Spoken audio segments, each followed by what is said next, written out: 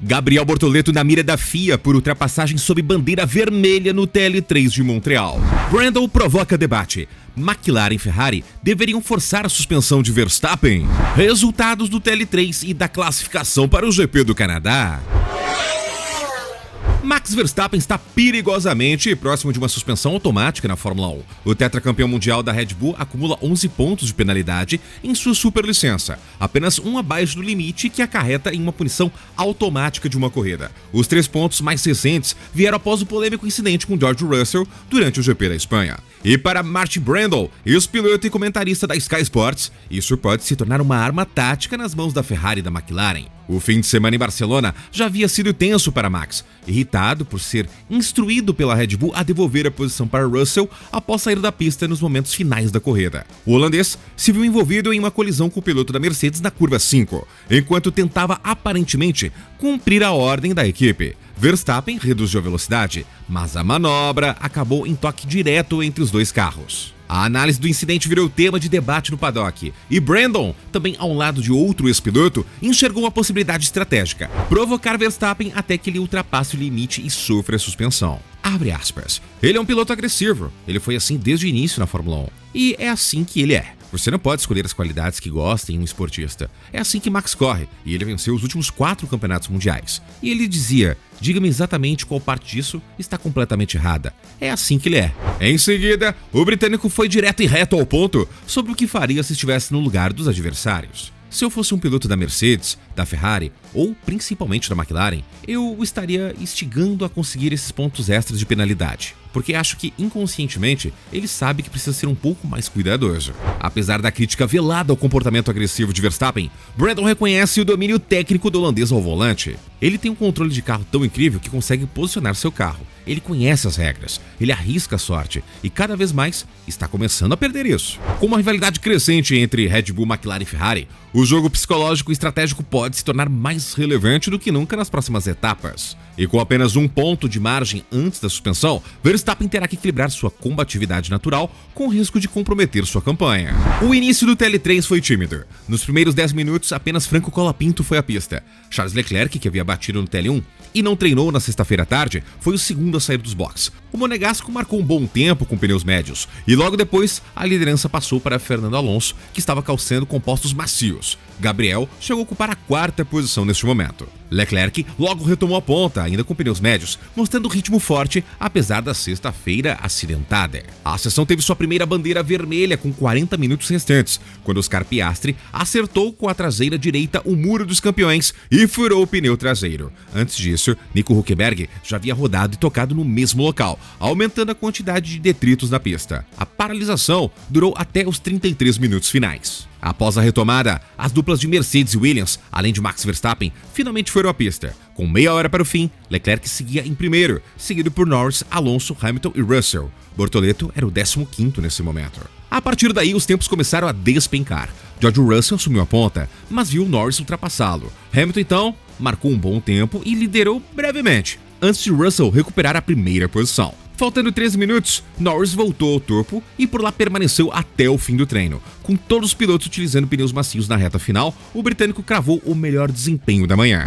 O nosso brazuca Gabriel Bortoleto foi investigado, mas saiu ileso de uma possível punição após realizar uma ultrapassagem durante bandeira vermelha no 3º treino livre do GP do Canadá. O piloto da Sauber foi convocado pelos comissários da FIA cerca de 90 minutos antes da classificação, mas a decisão final o livrou de qualquer sanção. A infração teria ocorrido no momento em que a sessão foi interrompida por detritos na pista. O incidente aconteceu após as batidas de Oscar Piastri e Nico Hülkenberg no icônico Muro dos Campeões, na entrada da reta principal de Montreal. A direção de prova acionou a bandeira vermelha para permitir a limpeza segura do traçado, mas foi nesse intervalo que Gabriel, ao retornar aos boxes, ultrapassou Oliver Berman. Convocado para audiência às 14h30 no horário local, 15h30 horário de Brasília, Gabriel compareceu para apresentar sua versão. De acordo com o relatório dos comissários, ele estava em alta velocidade no momento em que a bandeira vermelha foi exibida. Nas palavras dos comissários, Bortoleto estava na reta oposta a uma velocidade de 325 km por hora, quando a bandeira vermelha foi divulgada.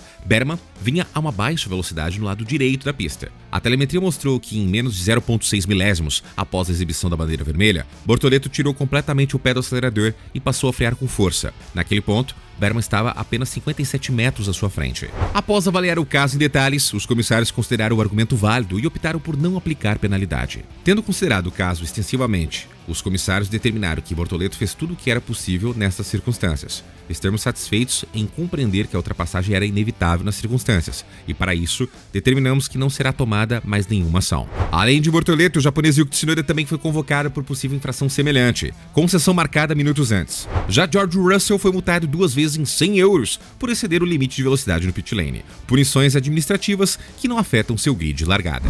A classificação foi disputada sob céu claro e temperaturas similares à dos treinos livres, que foi marcada por imprevisibilidade e escolhas estratégicas inusitadas. Após sessões dominadas por 3 equipes diferentes, Verstappen no TL1, Russell no TL2 e Norris no TL3, o momento decisivo expôs as limitações dos pneus macios. Ao contrário do esperado, os compostos médios mostraram melhor desempenho nas voltas rápidas, alterando a dinâmica habitual da tomada de tempos. A Mercedes leu perfeitamente o comportamento da pista e foi ousada ao manter Russell com pneus médios até o fim. O britânico brilhou já no Q2, liderando a sessão com uma vantagem sobre Norris, que também estava calçando compostos macios. Outros nomes, como Alexander Albon e Fernando Alonso, também avançaram ao Q3 com a mesma tática, enquanto seus companheiros de equipe ficaram pelo caminho.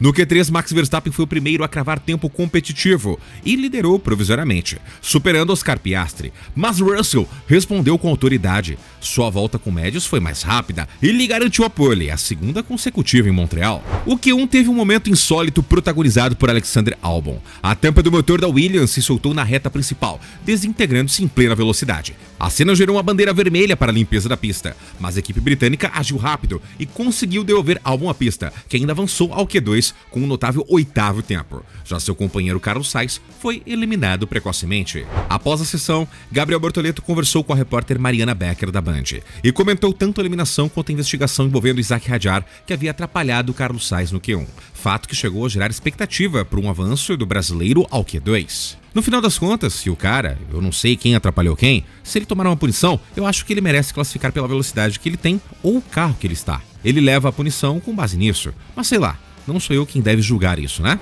Apesar da frustração por ter ficado de fora, Gabriel destacou o desempenho da equipe. Eu acho que faltou muito pouco pra gente entrar no Q2 hoje. Acho que o final de semana passada funcionou muito bem. Eu consegui ir para o Q2 com uma volta boa. A volta aqui foi boa, mas não perfeita. Não aquele tipo de volta que coloca o nosso carro no Q2. E faz parte. Mas estou contente com o que a gente fez agora. Óbvio que eu queria estar no Q2, mas tem a corrida ainda amanhã pela frente.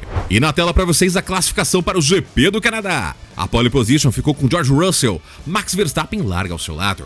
E o nosso brazuca Gabriel Bortoleto ficou na 16ª posição. Estamos chegando na metade do campeonato, na metade da temporada 25. E essa temporada está correspondendo às suas expectativas? Está acima do que você pensava ou está abaixo do que você estava pensando antes de começar o campeonato? Deixa aqui nos comentários. E no mais, muito obrigado pela sua audiência. Eu peço para você o famoso triplo C. Curte, comenta e compartilha. Curtiu, comentou e compartilhou? Não marca bobeira. Se inscreva no canal e junte-se a uma comunidade de mais de 60 mil inscritos. Clica no sino de notificação para ser notificado na palma de sua mão com conteúdo diário aqui do nosso canal. Ontem, hoje, amanhã e sempre. Eu sou Tio Barba no canal Hora do Piloto e até o próximo vídeo.